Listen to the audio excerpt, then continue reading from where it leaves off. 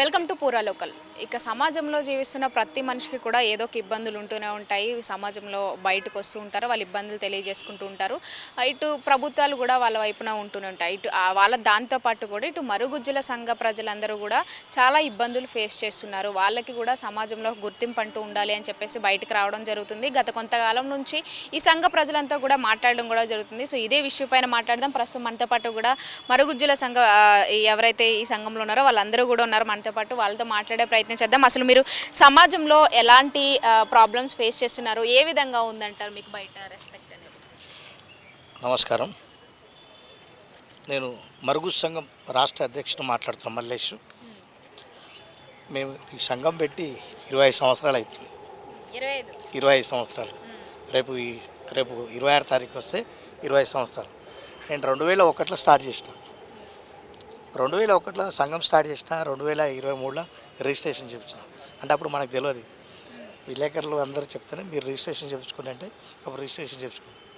రేపు రవీంద్ర భారతిలో సెలబ్రేషన్ చేస్తున్నాం 25 సంవత్సరాలది. అప్పుడు గతంలో రాజశేఖర్ రెడ్డి సిఎల్పి ఉన్నప్పుడు, చంద్రబాబు నాయుడు ముఖ్యమంత్రి ఉన్నప్పుడు మా మరుగుజ్జులకు ఎలాంటిది సదుపాయాలు లేకుండే. గవర్నమెంట్ హాస్పిటల్కి పోతే సదరం సర్టిఫికేట్ వేయాలంటే చెప్పేది అక్కడనే కొట్టేది. మేము అప్పుడు దాని గురించి పోరాడాం, మస్తు పోరాడితే అప్పుడు రాజశేఖర రెడ్డి గారు సిఎల్పి ఉన్నారు. చంద్రబాబు నాయుడు ఎప్పుడు పోయినా చూస్తా చేస్తా చెప్తానే అంత ఇంతవరకు ఏం చేయలే. అలాగే రాజశేఖర రెడ్డి గారిని పోయి కలిసాం. కలిస్తే మల్లేష్ మా గవర్నమెంట్ వస్తే మేము చేస్తాం, పక్కా చేస్తాం అని హామీ ఇచ్చారు. హామీ ఇచ్చినాక ఒకరోజు అసెంబ్లీ జరుగుతప్పుడు మాకు పాసులు ఇచ్చారు. అసెంబ్లీకి మొత్తం పోయాం, అసెంబ్లీకి ఒక 4 పోయాం. బయట ఒక 200 మంది ఉన్నారు. పోయాం. అప్పుడు సార్ మా ముంగట మొఖాల మీద కూర్చొని హామీ ఇచ్చాం, మా గవర్నమెంట్ వస్తే పక్కా మేము చేస్తామని. వాళ్ళ గవర్నమెంట్ వచ్చినా కానీ చేయలేదు. మళ్ళీ పోయి సార్ని కలిసాం. ముఖ్యమంత్రి అయినాక మాకు సంతోషం, మన సార్ ముఖ్యమంత్రి అయ్యండి, మనకి ఇస్తారు, మన పథకాలు వస్తాయి. కానీ అప్పుడు కూడా చేయలే. మాకు మలక్పేట ఎంపీడీఓ శ్రీనివాస్, నల్గొండ సీనన్న అని ఉన్నారు. మళ్ళీ అలాగే బాలు సారు, హరిబాబు, మల్లికార్జున్, వాళ్ళంతా ఉన్నారు. అప్పుడు మా దగ్గరికి వచ్చారు, మాకు ఫుల్ సపోర్ట్ ఇచ్చారు. మేము అప్పుడు మళ్ళీ పోరాడాం. సార్ మీరు ఇస్తా అన్నారు, మీ గవర్నమెంట్ వచ్చినాక ఏమి తెలియదు చేస్తా అన్నారు, కానీ ఆయన మా గురించి పట్టించుకోలేదు. మేము ప్రభుత్వంలో మీకు గవర్నమెంట్లోనే అయ్యింది. అంటే హైకోర్టులో పిటిషన్ ఇచ్చినాం. అప్పుడు హైకోర్టులో పిటిషన్ ఇచ్చి కోర్టు పోయి సాధించు, జడ్జిమెంట్ కూడా తీర్మానం చేసింది, వీళ్ళకు మరుగుజ్జు లెక్క గుర్తించాలి అని ఒక జియో స్కేల్ అనేది వచ్చేసింది, జియో వచ్చేసింది. పోరాటం ఇప్పటివరకు కూడా 25 సంవత్సరాల పాటు మీరు ఎంతగా పోరాడారంటారు? పోరాడుతూనే ఉన్నాము. జియో వచ్చింది, ఆ జియో ప్రకారం సర్టిఫికెట్లు ఇస్తారు. ఇప్పుడు గతంలో ఇన్ని ఏళ్ళు అవుతుంది కానీ ఒక్కరికి ఇంతవరకు మరుగుజ్జుకి బండ్లు అనేది ఇవ్వలే, వెహికల్స్ ఇవ్వలే. వెహికల్స్ ఇవ్వమంటే ఇస్తలేరు. కానీ మేడం ఒకటి ఏమంటారంటే పింఛన్ ఇస్తే సరిపోతుందా? ఉండటానికి ఇండ్లు కావాలి. ఉండటానికి ఇల్లు ఉంటే కలో గంజో ఉప్పు నీళ్ళు వేసుకొని తాగైనా పండుకోగలుగుతారు. ఇల్లు లేనప్పుడు ఇంటికి కిరాయి కట్టాలి, ఇంటర్లో తీసుకోవాలి. పిల్లలు బిజీ ప్రపంచంలో సామాన్యంగా అన్ని ఎబిలిటీస్ ఉన్న వాళ్ళే బ్రతకలేకపోతున్నారు, అన్నీ ఉన్న వాళ్ళే బతకలేకపోతున్నారు. మేము ఎట్లా? కానీ గవర్నమెంట్ కూడా కొద్దిగా ఆలోచించాలి మేడం. ఇప్పుడు అందరికీ ఇప్పుడు లెప్రసీ కాలనీ ఉంది, వికలాంగుల కాలనీ ఉంది, బ్లైండ్ కాలనీ, అన్ని కాలనీ ఉన్నాయి. ఇప్పుడాక మరుగుజ్జు కాలనీ ఎక్కడ లేదు. కానీ మా మీద ఎందుకు చిన్న చూపు చూస్తుంది? అలాగే ఇప్పుడు సిటీ అవుటర్ సైడ్లో ఒక మరుగుజ్జులకు కాలనీ లెక్క కట్టిస్తే మంచిగా బతకగలుగుతారు. ఇప్పుడు ఆర్టీసీ ఉంది మేడం, ఆర్టీసీలో రిటైర్డ్ అయిపోతారు. రిటైర్డ్ అయిపోయాక మళ్ళీ వాళ్ళకు అలానే జాబులు ఇస్తారు. ఎందుకు? బస్ స్టాండ్ కాడ ఈ బస్సు ఇక్కడ పోతుంది, ఆ బస్సు అక్కడ పోతుంది. ఒక్క బస్ స్టాప్లో 2-3 ఉంటారు. అది మేము కనబడతలేమా గవర్నమెంట్కు? మమ్మల్ని వాడుకోవచ్చు కదా, మమ్మల్ని పెట్టవచ్చు కదా. ఇప్పుడు మంచిగా వాళ్ళ ఒక్క జాబులా మేము 2 చేస్తాం. అట్లా ఇస్తే మేము ఇంట్లో పోషించుకుంటాం కదా. మరి ప్రచార శాఖ ఉంది, ప్రచార శాఖలో మాకు ఇవ్వచ్చు కదా. ఇప్పుడు గవర్నమెంట్ పార్కులు అక్కడక్కడ పార్కులు చాలా ఉన్నాయి. ఆ పాములో మేము నీళ్ళు కొట్టే మా పనికిరామా? గవర్నమెంట్ ఇయ్యదలుచుకుంటే ఎన్నో ఇవ్వచ్చు మనకు. కానీ గవర్నమెంట్కి ఎందుకు ఇంత చిన్న చూపు? ఏ గవర్నమెంట్ వచ్చినా ఇట్లే. ఇప్పుడు రాజశేఖర రెడ్డి ఉండుంటే మంచిగా అవుతుండే, చేస్తుండే.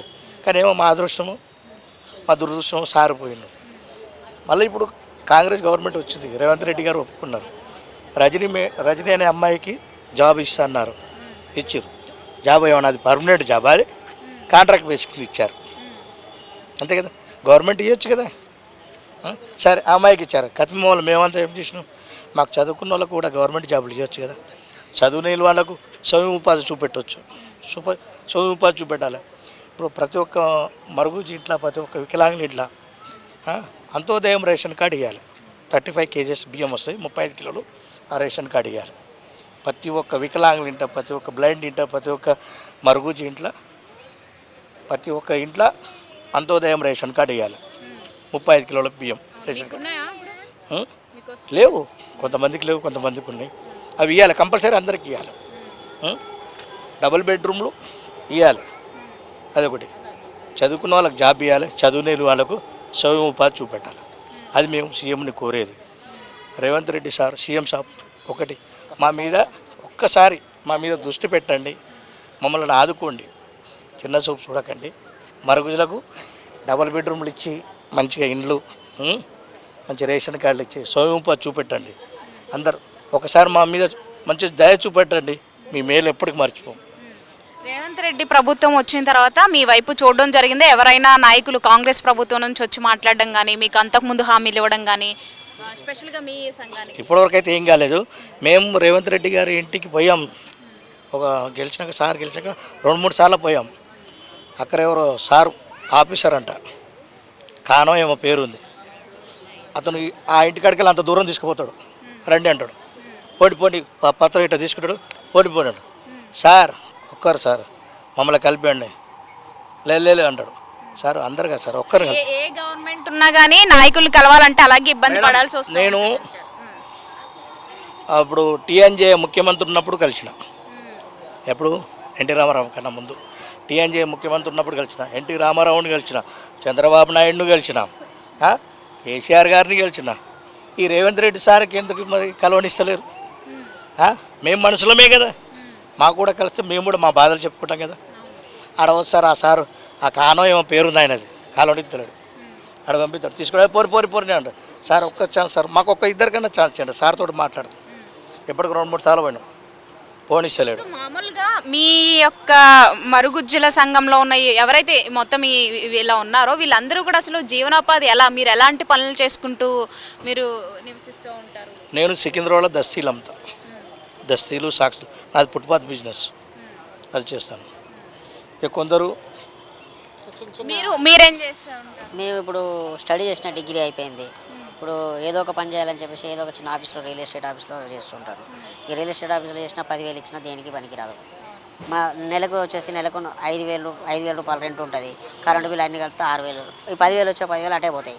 మాకు కావాల్సింది ఏంటంటే హైదరాబాద్లో బస్సు సౌకర్యం ఉన్న దగ్గర మాకు సపరేట్ ఒక కాలనీ ఏర్పాటు చేయండి. దాంతోపాటు మేము చదువుకున్న వారికి ఖచ్చితంగా ఉద్యోగ అవకాశాలు కల్పించాలి, చదువు లేని వారికి జీవనోపాధి కల్పించాలి. ఇప్పుడు మరుగుజ్జులు పెళ్లి చేసుకుంటే ఇంతకుముందుకు అసలు ఆ స్కీమే లేదు, ఇప్పుడు వచ్చింది అంటారు. ఇప్పుడు వస్తే మాకేం లాభం? ఇప్పుడు మీ ఇద్దరం పెళ్లి చేసుకున్నాం, ఇప్పుడు స్కీమ్ వచ్చింది, మాకు ఎట్లా లబ్ధి పొందినట్టు? అది కూడా దాన్ని బేస్ చేసుకుని కూడా మాకు ఎంతో కొంత హెల్ప్ చేయాలని చెప్పేసి కోరుకుంటున్నాను. మీరు అసలు డిగ్రీలో ఏం కంప్లీట్ చేశారు? BA EHP చేసిన. ఇప్పుడు మా మిస్సెస్ ఉంది, ఆమె BEd అయిపోయింది, PG అయిపోయింది. తను ఆ స్టడీకి తగ్గట్టు ఏం లాభం? చదువుకున్నా వేస్టే కదా. ఇప్పుడు తల్లిదండ్రులు ఏం చేస్తారు, చదువుకుంటున్నా.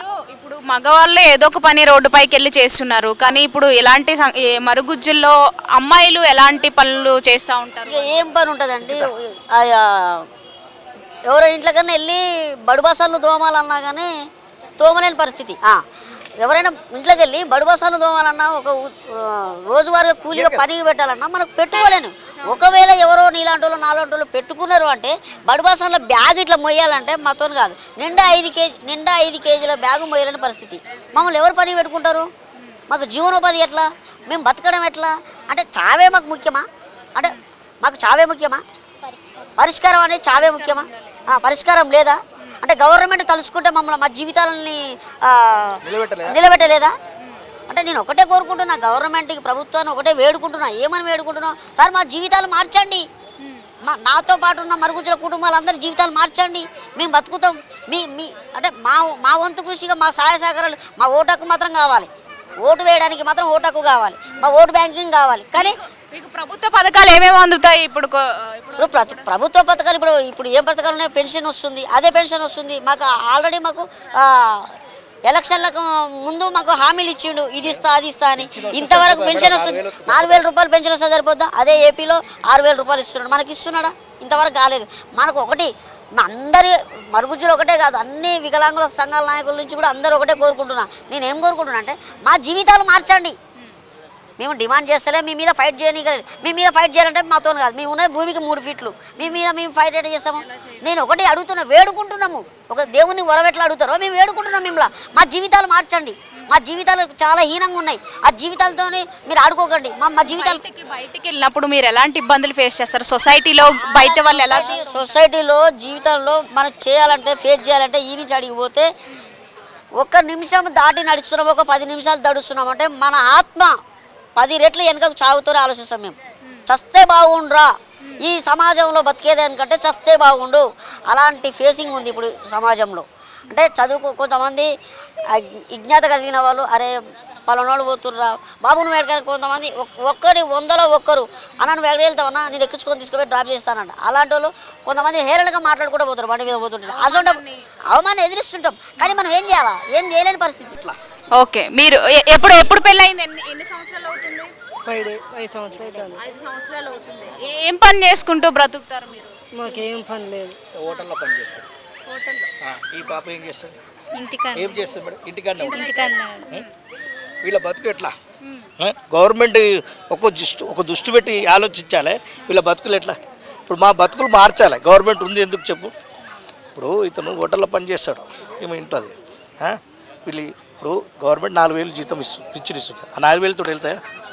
ఇంటి అద్దె ఏం కట్టుకోవాలి? ఇంట్లో ఏం తినాలి, ఏం తాగాలి, ఏం ఉండాలి? వచ్చిన చుట్టానికి ఏం పెడతాం? ఒకటే నేను ముఖ్యమంత్రిని గారిని కోరేది, అయ్యా మా జీవితాలు మార్చు. మీరు ఎన్ని సంవత్సరాలు అమ్మ మీకు? నాకు 25 సంవత్సరాలు. సొంత ఇల్లు ఉందా ఇప్పుడు? ఏం లేదు, రెంట్కే ఉంటాం. రెంట్కుంటారు. మీ హస్బెండ్ తెచ్చిందో దానితో మాత్రమే మీరు బ్రతుకుతాం. సరిపోతుందా మరి మీరు బ్రతకడానికి ఆయన తీసుకొచ్చిన దానికి? ఏం లేదు, సరిపోదు మేడం. ఎంత సంపాదిస్తారు? ఎంత అంటే 400-500 వస్తాయి రోజుకి. ఎలా గడుస్తుంది మరి ఆ 400-500తో కుటుంబం మొత్తం గడపాలంటే ఇట్లా మేడం ఇట్లా ఏడగాడ చేసుకుని బతకాలి. అదే చేసుకుంటాం.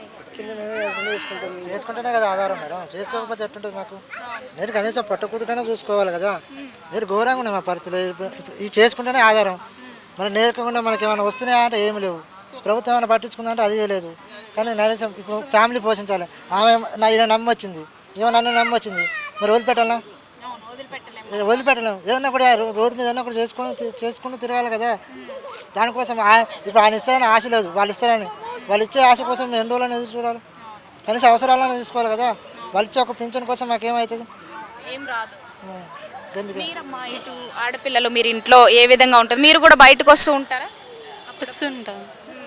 సమాజంలో ఎలాంటి ఇబ్బందులు మీరు ఫేస్ చేస్తూ ఉంటారు? బయటికి వెళ్ళినప్పుడు ఎవరైనా ఏ విధంగా చూడడం అయినా ఇలా ఉన్నారని చెప్పి? వాళ్ళు చిన్న చూపు చూసినా కానీ మాకు బాధ అనిపిస్తుంది. కానీ మేము ఇలా ఉన్నందుకు ఇక ఏం చేయగలుగుతాం? మేము ఏం చేయలేం కదా. ఇంకా వాళ్ళలాగా మేము గిట్లా ఒక మనుషులలాగానే కదా, వాళ్ళకి అది అర్థం చేసుకోవాలి కదా. కానీ సమాజంలో అయితే అది కనిపిస్తూ ఉంటుంది, సెపరేట్గా చూస్తున్నారు అనేది. మీరేం పని చేస్తారు? Housewife. Housewife. ఏ పని మరి వెళ్ళడం ఉండదా బయటికి ఏదైనా? లేదు.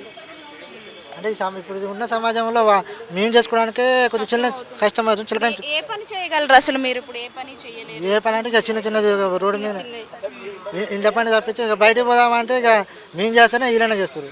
ఇప్పుడు వీళ్ళు చేస్తే ఇంకెక్కువ ఘోరం, చిన్న చిన్నగా సూపర్ అవుతుంది. మా పిల్లలు కూడా అలానే ఉన్నారు. మా పిల్లలు ఉన్నారు. పిల్లల పరిస్థితి ఏంటి? వాళ్ళు స్కూళ్ళలోకి వెళ్తూ ఉంటారు, వాళ్ళు ఎలా చదువు అంటున్నా కానీ వాళ్ళు ఏడుస్తారు. ఇక మేము ఇంటికి వచ్చి మేము ఏమని చెప్తాం? ఏం చెప్పలేము. మమ్మీ ఇట్లా చూసి ఏడిపిస్తారు, మమ్మీ సార్ ఇట్లా అంటే తప్పదు. మన బస్సులు అట్లా స్కూల్లో కూడా పిల్లలకు వ్యతిరేకత ఉంటుంది. స్కూల్లో చూసి ఎక్కిరిస్తారు అని చూసి మమ్మల్ని చూసి నవ్వుతానే తప్పించి అయ్యో అని ఎవరు అన్నారు. ఎందుకంటే మేము చూస్తానికి నవ్వుతానికి తప్పించి దీనికి అయ్యో వీళ్ళు ఇట్టున్నారు అని ఎవ్వరు అనరు. ఇది చెప్తాం తప్పదు కదా. భూమి మీద పడ్డాక ఏం చేస్తాం మేడం? భూమి మీద పడ్డాక ఏదైనా కూడా బతుకుతారు. బయటకు పోతే ఉండలేము, చేసుకోవాలి, ఏదైనా కూడా ఉండాలి ఆధారం. దానికోసం చేస్తూనే ఉన్నాం. పిల్లలు అడుగుతున్నారు, మమ్మీ నన్ను చూసి నవ్వుతారంటే తప్పదురా, ఏం చేస్తాంరా, భూమి మీదకి వచ్చినాక ఏదైనా కూడా చేసుకోవాలి కదా మనం. తప్పదు, మన కింద ఆధారం ఏదో ఒకటి చేసుకొని తిరుగుతాం. ఎవరికి ఎవరైనా గవర్నమెంట్ జాబ్స్ చేసేవాళ్ళు కానీ మంచిగా సెటిల్ అయిన వాళ్ళు ఉన్నారా మీ ఇలాంటి? అలాంటి వాళ్ళు ఇంకెవరికి రాలేదు. మా పిల్ల మాకు జీవన ఉపాధి లేదు. మా ఆయన ఏమో హరేక్ మాల్ అమ్ముకుంటాడు, రోజుకి 200 ఇట్లా తెస్తాడు, దానితోటే బతుకుతున్నాం. కిరాయికి ఏమో పింఛన్ తోటి వెళ్ళిపోతుంది. మాకు ఉండడానికి ఇల్లు లేదు. సహాయం ఫస్ట్ ఉన్న గవర్నమెంట్కి కూడా అడిగినాం కానీ ఆ గవర్నమెంట్ కూడా మాకు సహాయం చేయలే. ఈ గవర్నమెంట్ వచ్చినప్పటి నుంచి కూడా తిరుగుతున్నాం కానీ ఈ గవర్నమెంట్ కూడా మాకు పట్టించుకుంటా లేదు. ఒక ఇల్లు ఇవ్వండి, పిల్లలకి చదువుకోవాలి, ఏమైనా ఉపాధి కలిగించండి అంటే కూడా చేస్తలేరు. మాది రిక్వెస్ట్ ఏంటంటే మాకు ఒక ఇల్లు ఉండడానికి ఇస్తే చాలని కోరుకుంటున్నాం. పింఛన్ తోటి ఏం సరిపోతుంది? మాకు 2 పిల్లలు ఉన్నారు, పిల్లలకి పోషించేవాళ్ళు కదా. ఎట్లా చూస్తారంటారు అసలు? అట్లా ఎట్లా ఉన్నాడు అని ఎక్కిరిస్తారు చాలా మంది. దీని ప్రభావం ఇటు పిల్లల పైన కూడా పడుతుంటది. వాళ్ళు వెళ్ళాలంటే భయపడుతూ ఉంటారు. స్కూల్ బయటికి వెళ్ళాడు, ఆయన భయపడతాడు. ఇగో ఇట్లా చూసురు అట్లా చూసురు అని.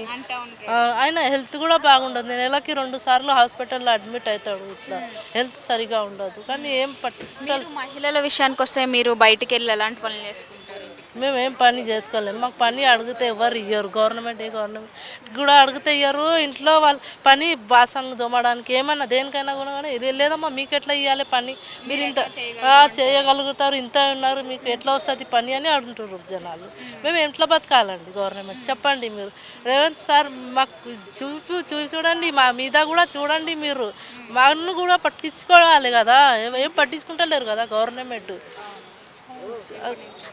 मतलब ये सब कैसे पॉसिबल होता है? आप अकेला काम करते हो ना पूरा घर के लिए, तो कैसे होगा ये सब? कैसे possible? हर एक माल में जितना भी हो सकता है बिस्मिल्लाह के शुरू करते हैं मैडम, लेकिन अब क्या है हो रहा नहीं कुछ भी।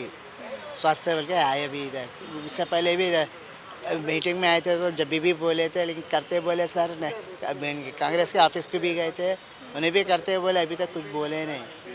स्वास्थ्य गवर्नमेंट में तकरीबन नहीं बोलते 2020 से फिर रहा मैडम, 2020 से फिर लेकिन कुछ भी बेनिफिट नहीं मिला। स्वास्थ्य अभी आई यहाँ पे क्या है कि कुछ मिलता है बोल के, जाति घर तो भी मिल गया तो बेहतर है। मैं कितना कमाते हो आप? मैं डेली का 200-300 रुपये बनाता हूँ मैं।